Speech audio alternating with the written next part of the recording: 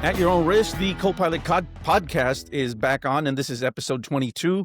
And as promised, I said I was going to have somebody else that actually knows what the hell they're doing when it comes to navigating. And I was lucky enough to be able to get Erica Sachs on here with me and discuss some of the stuff that she does, how she got into the sport, and anything else that I have 1,000 questions, but I didn't write any down because I kind of just like to be able to wing it and just share our experiences of what we've done, how we've done it, what we think is is necessary, and what we don't think is necessary when it comes to being a navigator, co-pilot. And Erica, hey, thank you for being here. I appreciate it. Yeah, thank you, Daniel, for having me. And I'm I'm excited because what's that? What you're excited because? you've jumped in a few seats that I've been in, and so I'm excited to see, how that's worked out for you. Yeah. No, and that's it's funny how we kind of ran into each other the first time. I asked for I needed to bum a ride to the Nora 1000, the start of the Nora 1000 race, and you were nice enough to pick me up in San Diego and take me with you. I greatly appreciate that. That we were able to finish that race and won the class, and then won the overall for with Jim Greenway in his little 1600 car. That was a lot of fun. I really want to talk more about just you, Erica, and share with us, how did you get started in the sport, and how long have you been navigating or racing? So I got in the sport because my dad did it. He got into it with the Park Houses, which is a well-known team down in Baja and Mhm. off-road racing in general. And I got to go to Baja. I got to tag along. Nowadays I wish I paid a little more attention because I have been going down there since I was 12. So 26 years now. Wow. Um, and it really wasn't anything I thought I would be doing, but I used to be the light co-driver that could change a tire in the limited classes like 1600. So I did a lot of that with Brian Busby. I raced a lot with my brothers. I got to drive a few times in my dad's class 1 and his 12 car.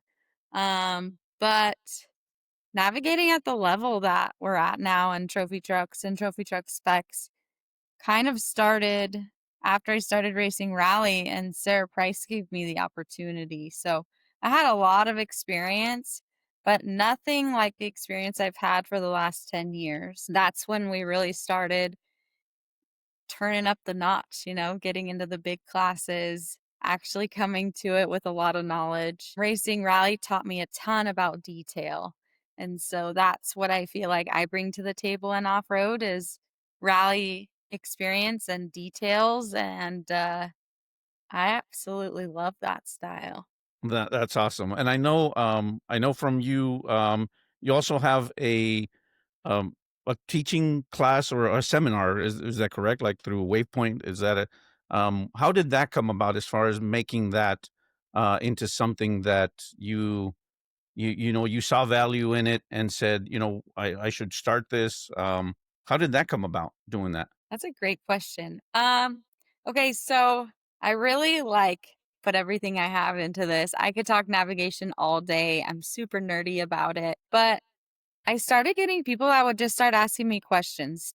Sarah and I made the joke that if it was midnight the night before, our trailer was getting knocked on to ask me questions. And I just realized that there's a big need for people to learn more in this sport. You can go take driving courses, but there's really no navigation help. So, with all the questions I started getting asked, I just felt there maybe was a need for the sport. And honestly, Sarah and my husband, Mike, pushed me to start Waypoint Nav. And I love it. I love watching it click in their minds, like they're asking me these questions or I'll teach them. And some of the questions you can tell finally click. Like, that's the problem I've been having this whole time. Something as simple as, hitting X and restoring your cursor is a huge deal. So That once they yes, that finally Yeah, get that's these so little true. things. Yeah, the little things, and I think I find myself too. It's funny, I've been doing it for 15 years, but I will tell you that I am so far from actually knowing how to run a lead net, like a LoRaN system properly. I'll be guilty of it, that I think I know maybe 20 to 25% of what I can actually do on it. And I know that I still there's so much more to learn. And I think sometimes, you know, I'm very fortunate that a lot of stuff is ingrained in my brain. So if even if I go out on a course, there's a lot of stuff that I've already remembered in my brain that I don't need to actually have it on a map. But I think when you're getting started, it definitely helps to be able to do something like, get some with somebody like you that can actually tell you, look, these are the little basic things to do. And I know like you mentioned, there's been times when I've been literally and I'm sure it's happened to you a lot of times when you're literally at the staging area and somebody's coming up to you and saying, "Hey, I can't do this." And luckily you know how to fix it right away. And the craziest thing for me on my end is I've been in that position where it's complete panic mode of like, what the heck am I supposed to do next? So it's nice to have people like you that know, and you're nice enough to say, "Yeah, I'll help you." And because I think that's not one of the things, at least I find, that's not one of the things you're gonna find where somebody's not going to help you in this community, I think. Well, absolutely not. Off-road is all about helping your fellow competitors and, because we call it Baja Karma, right? You help somebody and down the road you're gonna need help, and so I'm big on that. I love helping people. I love when they're like panicking and I'm like, I can help you. I can smooth this out and send you on the go. It's been as far as somebody's GPS isn't working and I've given them a GPS to borrow for the race, like, hey, you're not gonna be able to mount it, but you're gonna be able to hold this, but you'll have a GPS. Wow, you've gone So pretty far then. oh, Wow. I have. Yeah. I have, but I've also needed the help. Yeah, like all of us, right? And I think, one of the what would you say is one of the questions you get asked the most? Like in my situation, I'm constantly asked, "How did you get to where you are now?" And what is a question that you say you get asked a lot? Do I dare say, can I change a tire? Ah, come on, really? Is it I also do get asked often, like, how'd you get that ride? Because right now I'm running with Terrible Herps and Ryan Millen is the driver that Mhm. I teamed up with. I get that a lot. How'd you get that ride?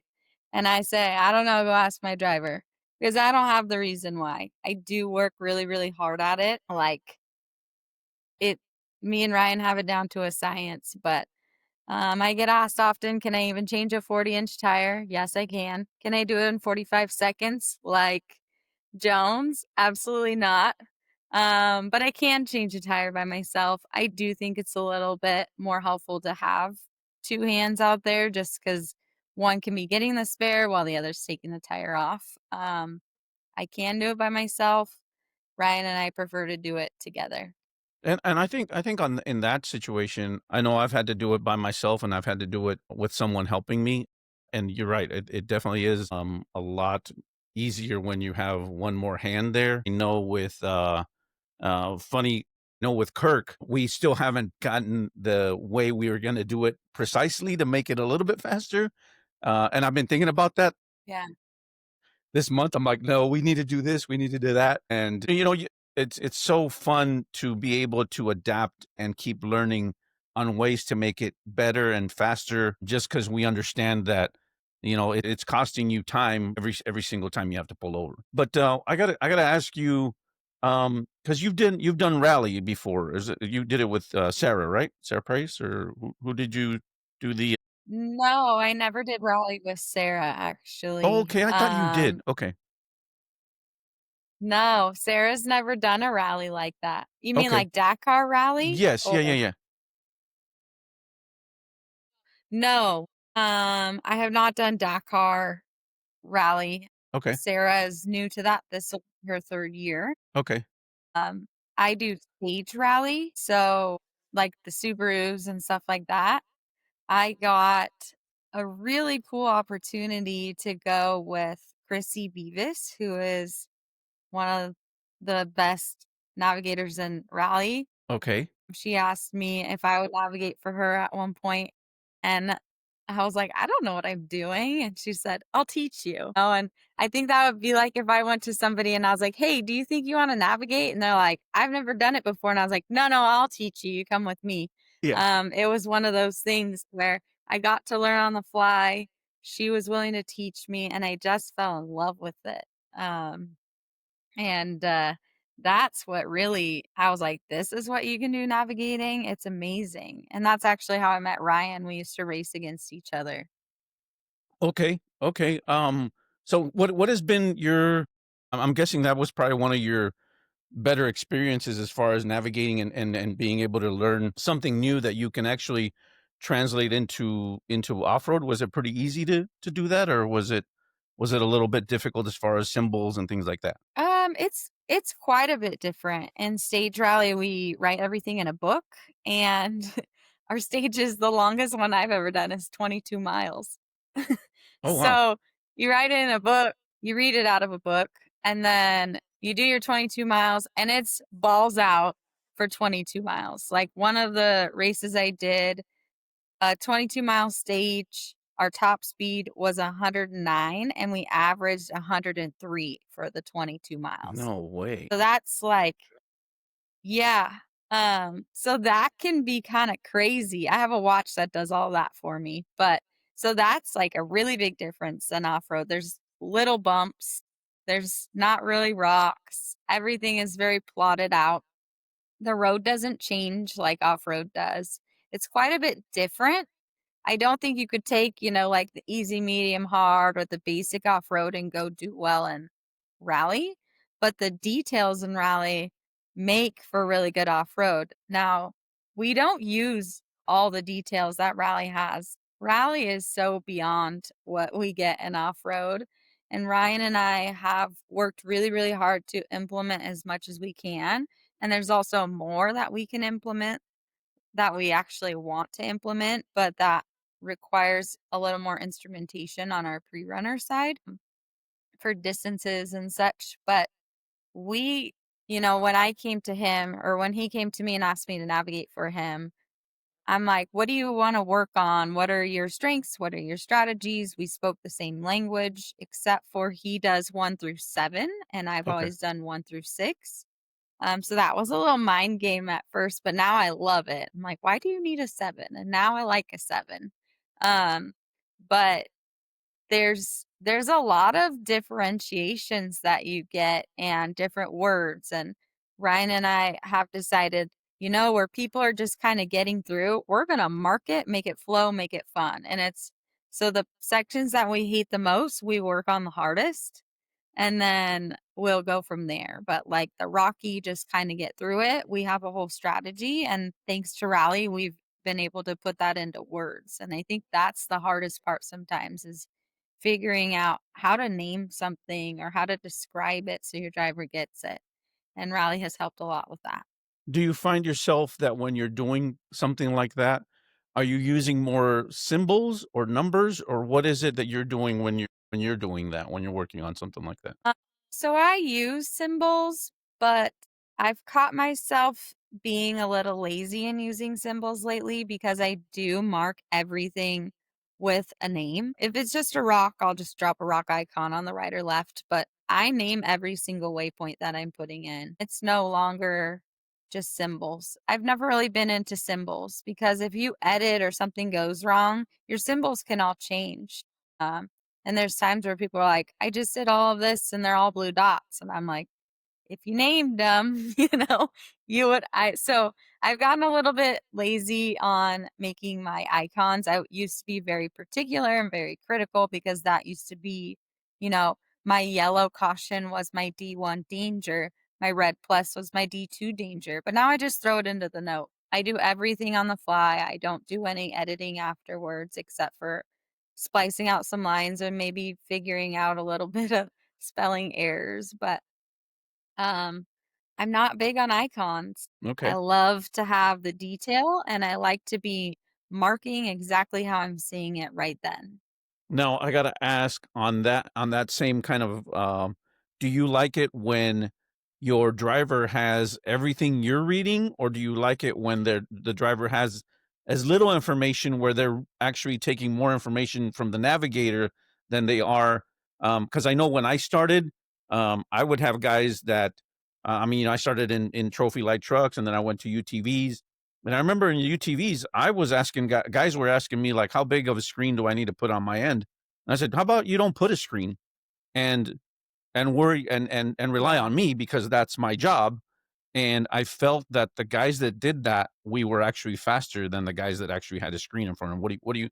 What's your take on that? Yeah, I for Baja, I think Baja can be hard sometimes for drivers and dust and such. So I do for my drivers in Baja, I will give them a plain line with VCPs. That way, if they see something, they know it's a VCP, and then they know they kind of need to pay attention. Or if my GPS goes out, at least we have VCPs, right?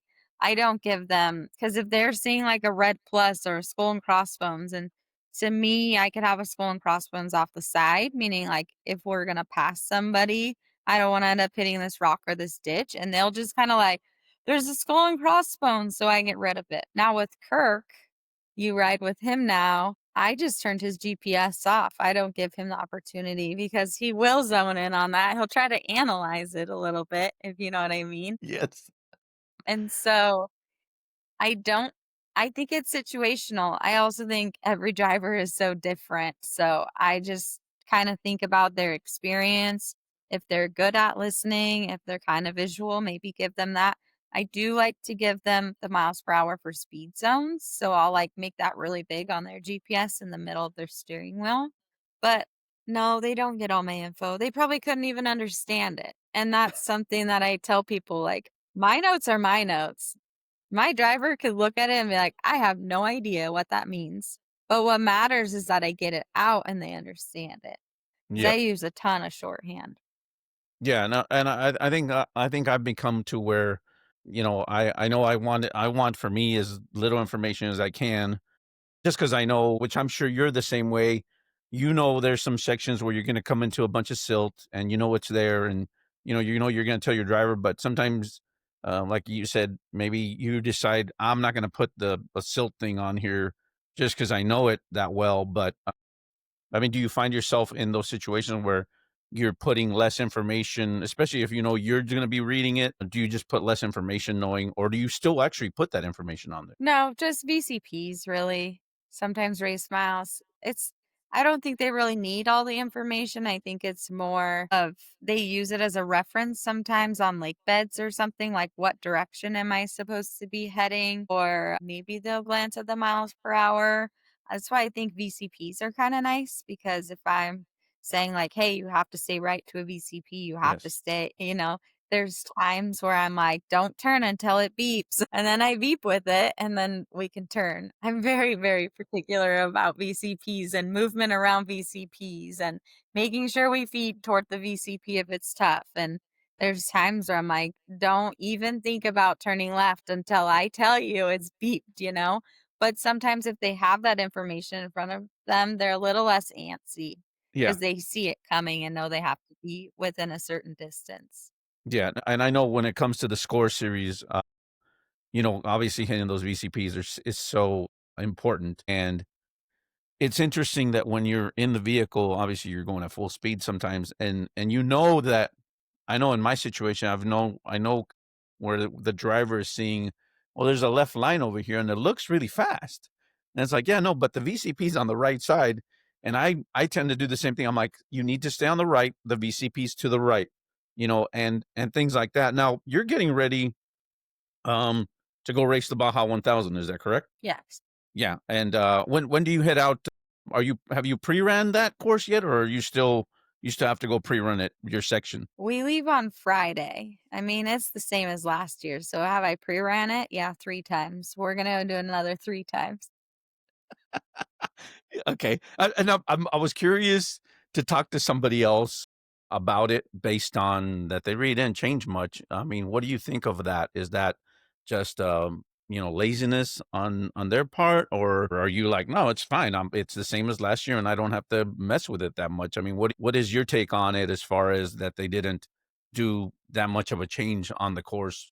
from last year to this year? If I think about that as an organization, as a racer, you're like, I already did this, but it is kind of cool. The only bummer is the sections they did change. They just took out race course and added speed zone. So that's kind of a bummer. But if I think about it from an organization standpoint, I think it's getting harder and harder to go beat up farmers' roads and go on, the locals' roads. And because it's not small tire limited suspension anymore, Most of us are running 35 and 40-inch tires now, and those are pretty destructive. So if you think about it from an organization standpoint or maybe a local standpoint, it's not we're not gentle on those roads. So I don't always blame them. Do I wish we were racing other stuff? Yes, but we're able to get, some of the gnarliest stuff where Nora does different stuff, but it's really gentle. Yeah, It's fast, it's fun, but it's not gnarly like Baja. Like having all of those VCPs in the middle of the silt is going to be such a mind game heading into that section, hoping to not get stuck. And they know that. So pre-running, is going to be a really big strategy. Even though we've done it, we knew how to get out of all that stuff, and you yeah, can't with 30 feet. yeah, So yeah, yeah. And I I know. don't necessarily mind it, but I like racing different things. And I have to ask you, this year, you've raced every race, the 250, the 400, the 500. Um, what have been the outcomes of those races for your team? And what difficulties did you run into? Because I know I saw a video where you guys got stuck. I think it was it the 250? Was it the 250? I think Yeah, you the guys got. 250. Yes. Yeah. Yeah. The 250, we got stuck. We were leading on time, of course. That's how it always goes. That's It racing, was going right? good till it wasn't. We were Yeah, and so there was a tricky part where in the silt, you weren't allowed to knock down a fence and had to go through the opening. And so because you're at the front of the pack, you have to follow those rules. And we were in dust behind Wilson, just, trying to dice it for a few miles. And we got to that little pinch point, and McNeil had gotten stuck. Wilson hit him and got stuck. And because we couldn't see, we came in and we got stuck on Wilson. And then Lalo got stuck on us. We were all like tied up together. Oh So man. unfortunately, yes, we got stuck there, but not just like buried in the silt. It was a 4-car pileup. So, you got to get out, you got to work quick, but you can't just like focus on yourself there. We had 2 cars in front of us. So, luckily I knew the drone guy there. So I was like, "Hey, can you help us?" And so he started pulling us all out, which was so awesome. And that's something super cool about Baja is there's help everywhere. You There can be is in the help. middle of nowhere and someone will come in their little pickup and pull you out. That is true. Now, Uh, based pretty out. on the races that you've raced here in the U.S. and obviously in Mexico, what would you say is the biggest difference in the two series? Whether you're racing in the U.S., obviously one is going to be the pre-runs that you can't pre-run. Would you prefer if we could pre-run in the U.S. like some other courses, or do you like how it is now and it puts a little bit more of the challenge onto the navigator and to for them to figure out do a little bit more work as far as the races here in the US. I mean, are you a fan of that, or do you wish they would let you pre-run? Do you want my honest I opinion? want your I want your honest opinion. I want your honest answer. I think there are series in the US that their courses are dangerous because Okay. they don't know how to mark a course appropriate for the trucks going over 100. There's been times where you're going 106 and there's a huge roller that drops out underneath you. And to me, that's just common sense. Just put a roller. You don't even have to put a danger. Um, I've tried to help a lot with getting people to learn that, but in the States and not being able to pre-run and not having somebody that has the knowledge to make a course, I think it's extremely dangerous the way they're doing it. And yes, they throw back on the drivers, drive what you see, but at 100 and spec, we're going 110. Can you Yeah. imagine being in a trophy truck going 140? I really think pre-running is kind of imperative to being safe or having somebody that can make a safe course. When I made race courses in the States, I kind of overmarked some, but I rated the dangers. So you had D1, D2, D3. And if you got to learn my stuff, D1 was a heads up for these fast trucks, and a D3 was a checkup for everybody. And then I would add a trophy truck danger. So if you're not in a trophy truck, you're probably not going fast enough for that to be a danger. But in a trophy truck, it's a huge danger, Yeah. and it doesn't seem like anything big, but I think some of the organizations in the US are dangerous, and I've kind of backed out of racing in the US because of that. Baja's where it's at. There's all Okay. the cool terrain. You get to pre-run. There's a strategy to racing in Baja because the course changes so Mhm. much from the first truck through to if you're inspect the old way and we were, 30th, 40th on the road, 40 cars with more horsepower went through there already. And everything changes by the time you get there. So I think there's a lot of strategy you can do on Baja, and I think that's fun. That's where the fun is. I do like racing in the States if I could pre-run or, there was better notes installed, but I just don't right now. Some of them are too hard-headed to even listen to racers that are complaining about how dangerous it is. And I think I will have to agree with you on that as far as the safety side of it. I know just this year when when they did the Baja Nevada, and I'm not trying to pick on them, but I know that the lines that they made on it were horrible. I mean, horrible. They were just not the greatest. It was interesting to have guys reach out to me and say, "Hey, can you complain about this?" And I'm like, "Well, I like being a voice. I don't mind being a voice for that." But it really takes a collective effort of everybody. But again, I think unfortunately, me and you both know that it comes down to obviously the permits and everything else they got to get in order for you to be able to pre-run. It seems like to me, from what I've heard, and I don't know if you've heard the same, but I think with the new series where Best in the Desert and Unlimited have combined, it sounds like there's might be a more pre-running available for that. I don't know. That's what I've heard. Have you heard the same? There is. Okay. Yeah, and I don't think permitting has anything to do with making a good line. A good line is golden.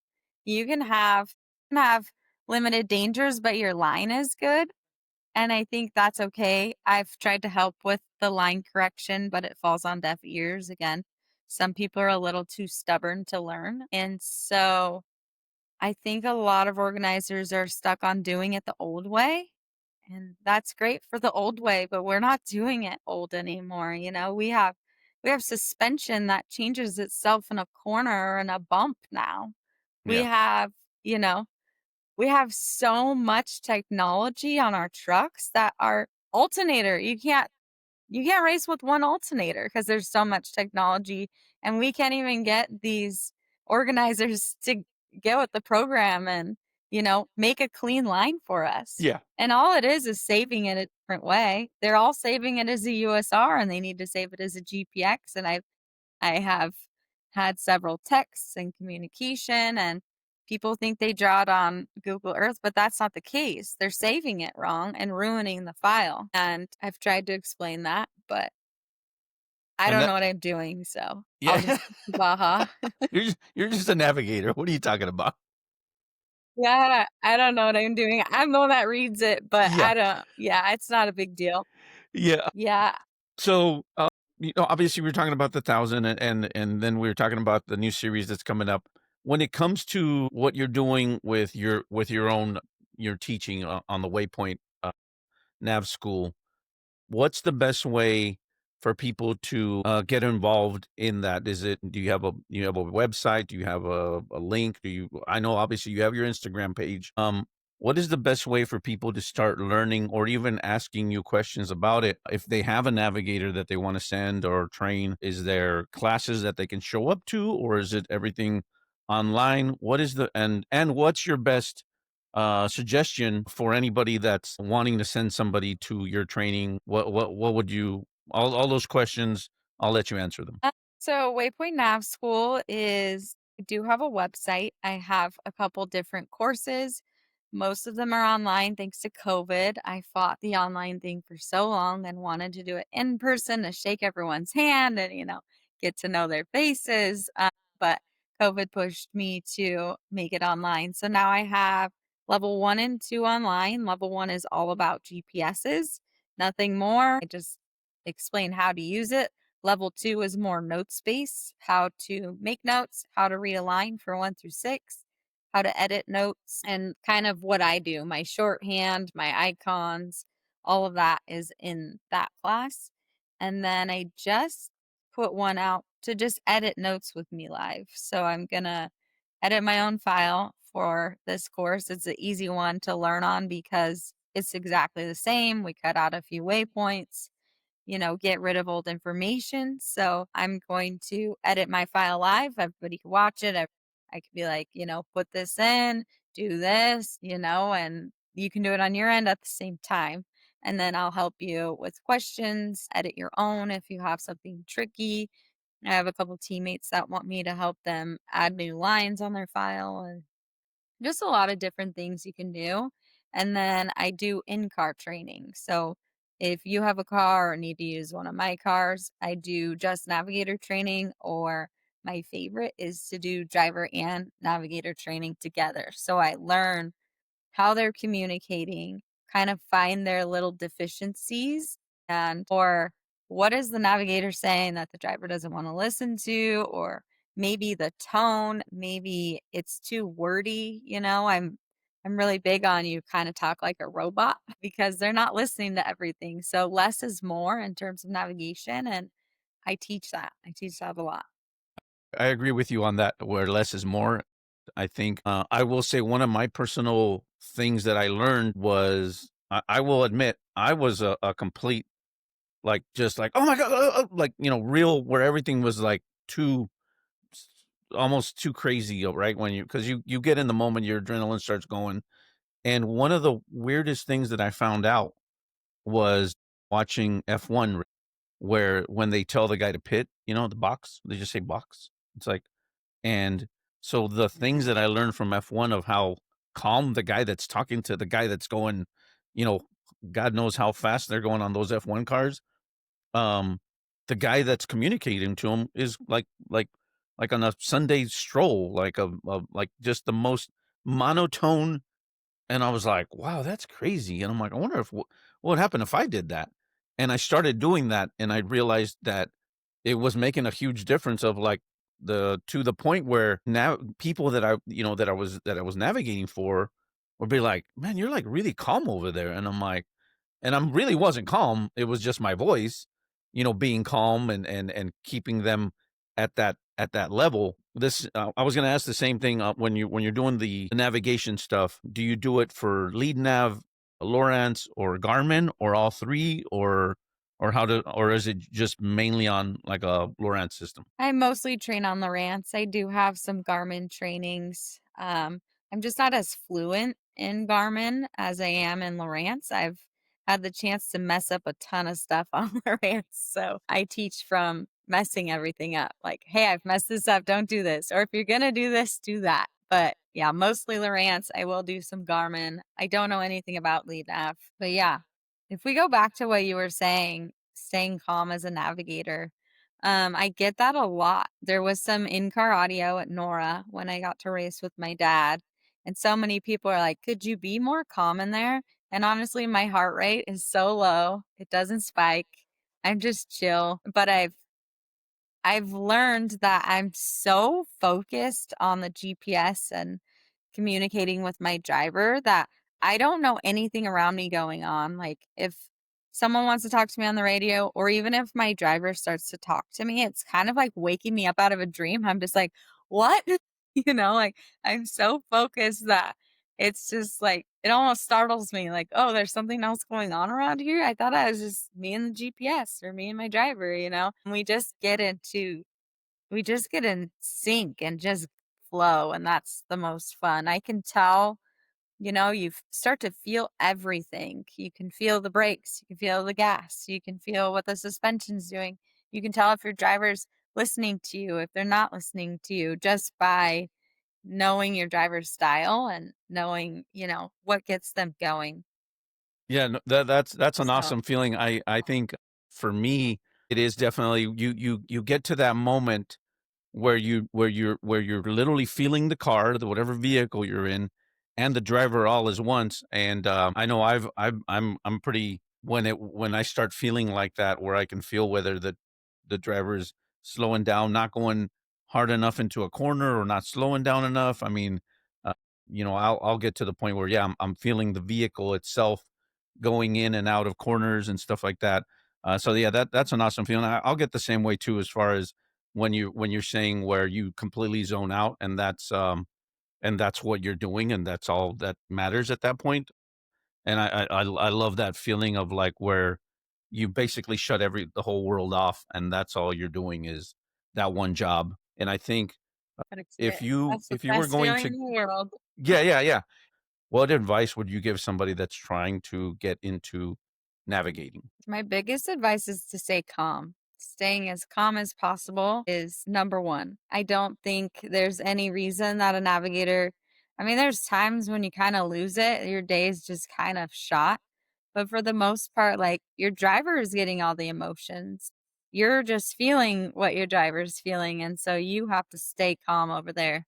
That's probably the number one compliment I get from other drivers is how calm I can stay. Number 2 would be to be confident. Like, if you've done your pre-running and you're confident in what you've done for notes, you need to say it with confidence. I get a lot of people that will, and I say a lot of ums just talking normally, but in the race car, there's no umming. There's, it's a this or that, and I will use my tone. I'll change my tone if I'm unsure so my driver knows if I'm calling on the fly, but for the most part, when you've pre-ran and you and your driver have worked on those notes a few times, you should be confident in those notes. And if you're not, then you need more work. But confidence is huge in the right seat. If you're not confident, your driver's not going to listen to what words you say, and you might as well just be a tire changer. To start in navigation, Hmm. just learn to read terrain. I think if you don't know how to read terrain or orient yourself, it's not going to help you at all. Um, I'm very I'm very direct on navigating. I think it used to be, sitting in the seat and just kind of bouncing around and giggling. That's exactly what I used to do. But I think there's a level of expectation now from navigators where we actually have the tools to do it the right way now. And I think it's changing. I don't think we're tire changers. I'm not the best tire changer. I can do it, but I can assure you that the teams I've been on aren't looking for tire changers. They're looking for a real navigator. And so I think being able to be confident in your calls and, your ability to make notes and get your driver moving forward. I mean, you go with two drivers that I used to switch off with, Chuck and Kirk. And navigating for Kirk is way different than navigating for Chuck. And so you have to be able to figure out your driver. What are their deficiencies? What do they need? But getting started, that's so hard to do. You're just going to kind of sit there and take it all in with your driver and then learn to read terrain. Learn the difference between whoops and dips and your sidewalls and all the different things that you need to learn to communicate to your driver. It's huge.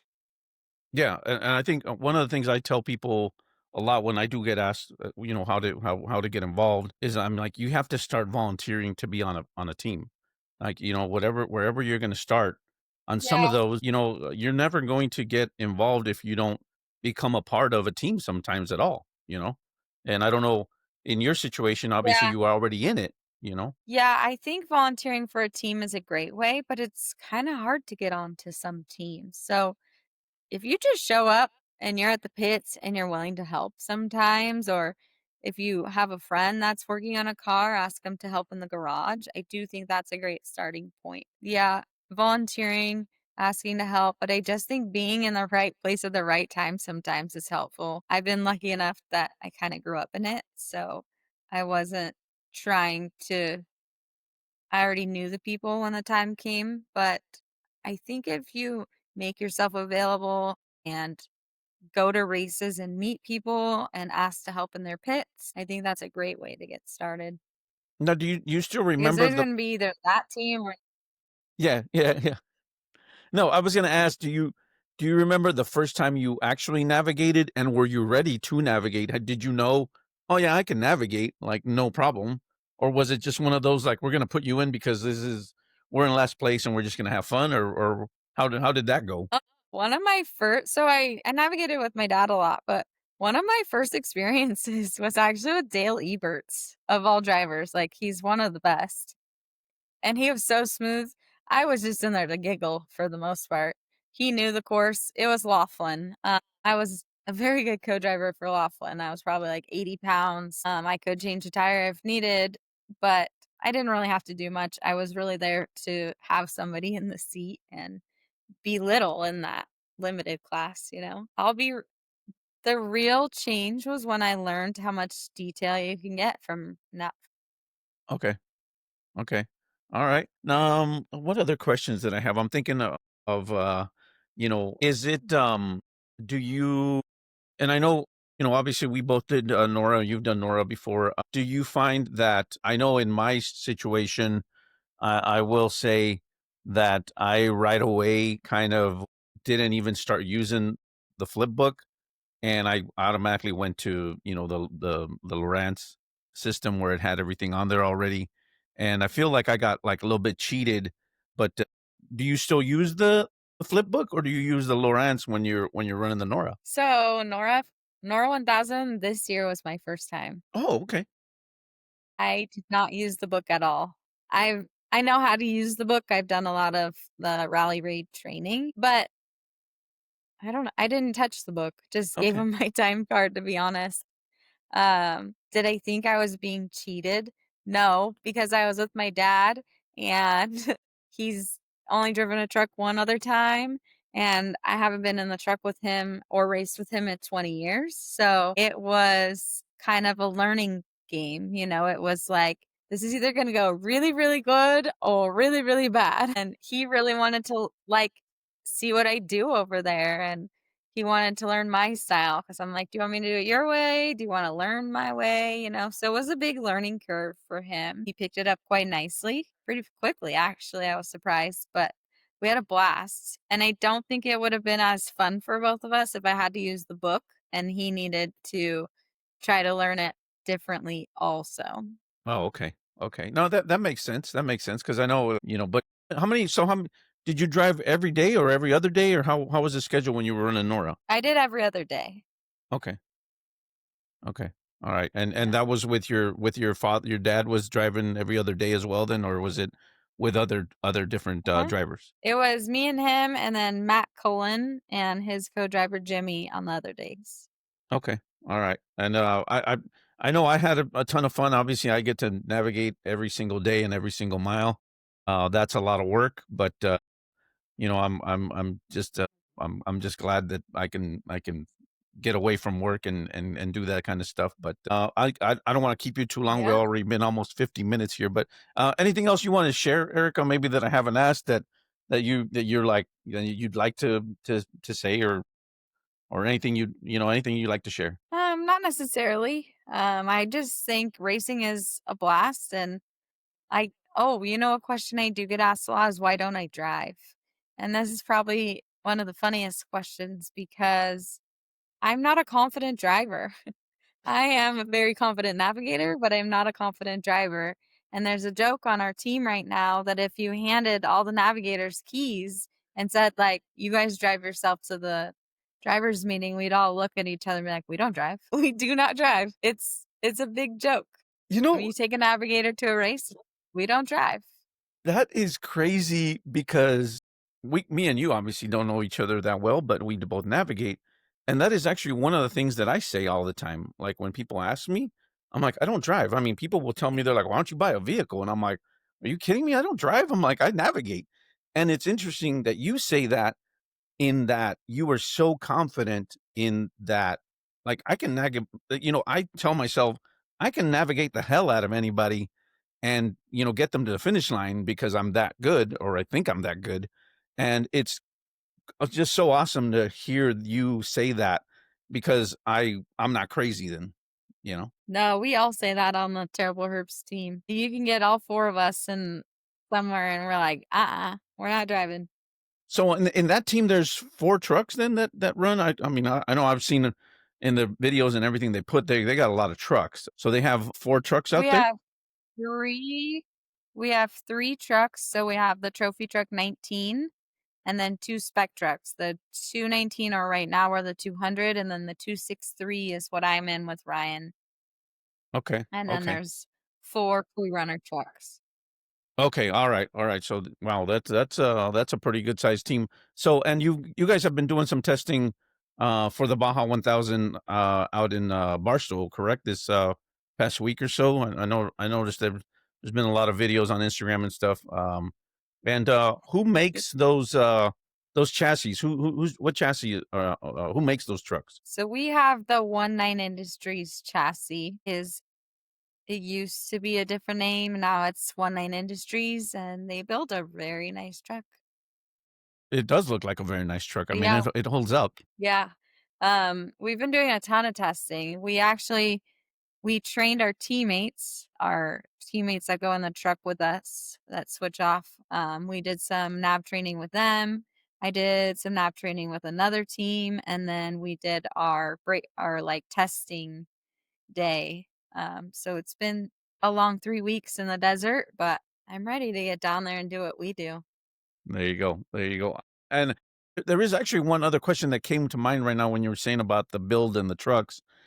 Is there anything special that they've had to do to change it so that you can reach somewhere? Because I don't know if people have seen you don't your height is not you're not tall. Is there anything that they've had to do I'm special a to those walking five trucks? foot. Yeah, is there anything they've had to do special to those trucks in order for you to reach things? I'm just curious.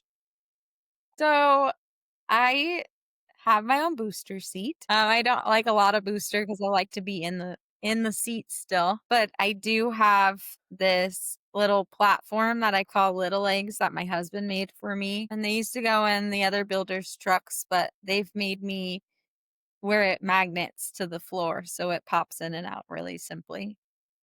Wow. But the other co-driver's same size as me. He uses my booster and everything.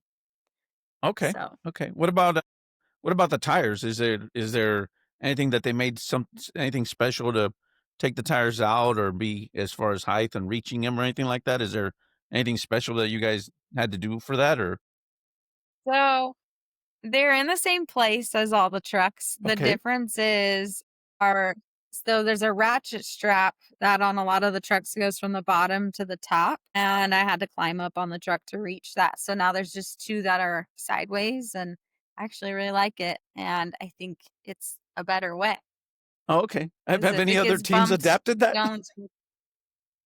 Okay. No, but they're really I think they like me, so they're making some changes to make it a little bit easier for me, but, I don't ask for a lot. I try not to. I know that I'm not the only one in there. I know this costs a lot of money, and I'm usually like, I can't believe I'm with a team like I am, you know? I I always kinda, like, have to step back and think of, "Okay, I'm with the Terrible Herbst team." Yeah. When I was little, my dad was racing. Those are people that we idolized. RPM Off-Road, I was with them for 3 years. I used to sit there and laugh and be like, "Can you imagine being on a team with all those cars?" And they just do it right, you know? And so sometimes I just have to sit back and think like, "Wow, I made it." I don't know how. I do know I work hard, but, it's humbling to step back and think about the teams I've been with and, do I ask for changes? Not really. No. Well, that's good. No, If they I'm wanna throw 'em my way, there you go. yeah. There you go. No, I think this a lot of the same way. I'm very humbled in the opportunities that I've been given, and I think you work hard. And I think, anything or anyone that works hard, good things come their way. Sometimes people will say, "Man, they sure do get lucky." It has nothing to do with luck. It has everything to do with how much work you're willing to put in. And I think the other thing is just finding the right individual that is going to be a true asset to any team. I think that's what, you were saying that earlier. I think a lot of people, a lot of teams out there are really looking for the right asset to have on their team that will actually make them, successful. So, Erica, again, I appreciate you taking the time today, and I wish you guys luck. And hopefully, I'll run into you down there. I know I'll be down there. I'm not gonna get any chance to pre-run just from my work schedule is so horrible right now. But I'll try and do my Are you best. going with Chuck? Right now, it is. I should be getting in with Chuck in the last maybe 300 miles, somewhere in San Felipe. Same section I actually did last year. So I got in with in Okay. in the Brenthel truck. That was the spec truck. I think I want to say we were right behind the Herbst truck. I think me and Roy Tompkins. Roy Tompkins was driving that last section, and Might have been and actually that was the my other truck, yeah. yeah, and that was actually my first time that I'd ever been in a spec truck ever in the dark at Oh, night, and yeah, I was like, we'll see what happens. So a lot of people did let me know. They're like, "Hey, it's not in every day somebody gets in a a spec truck and ends up on the podium for their first race at the Baja 1000." So I'm very fortunate. But Erica, again, I appreciate you coming on, agreed. and anything else you want to say, anybody you want to thank, or anything else, we can close it out. Just thank you for having me. I appreciate you wanting to chat and pick my brain and let me talk about navigating one more time. All right, and if anybody's interested, they can always go to Waypoint Nav School. I know there's a Instagram page, and they can also message you. I imagine through that or through your own personal. What's your own personal Instagram page? Snacks nav because you always have to have snacks. Oh, I saw that video you put where you said you're good. You carry, and from looking at that video, I realized I'm terrible at bringing snacks. I don't bring anything. I'm like, I'm not gonna need any of that. I love snacks. I eat snacks in the speed zone. I feed Ryan like a Pez dispenser in the speed zone. We are always eating. Oh man, now Chuck or somebody's gonna be like, "Hey, did you bring snacks like like Erica?" And I'm gonna be like, "No, I don't have anything." So now you're gonna make I me look always bad. have a lunchbox full of snacks in the car. Pre-running, racing. It's my I love snacks. Oh my goodness. All right. All right. Well, with that, I just appreciate Erica being on here. And again, if you listen to this and you have any suggestions, any questions, something you want to add, you can always send me a message on my Instagram page or at Copilot Mafia as well, which makes it pretty easy. Again, I appreciate everybody that listens. And Erica, again, thank you for coming on. And we will, hopefully we'll cheer on. I want to cheer on Erica, make sure their team has great success. I hope our team has great success and everybody makes it to the finish line and has a safe race. But till then, I hope everybody has a great week. Thank you again.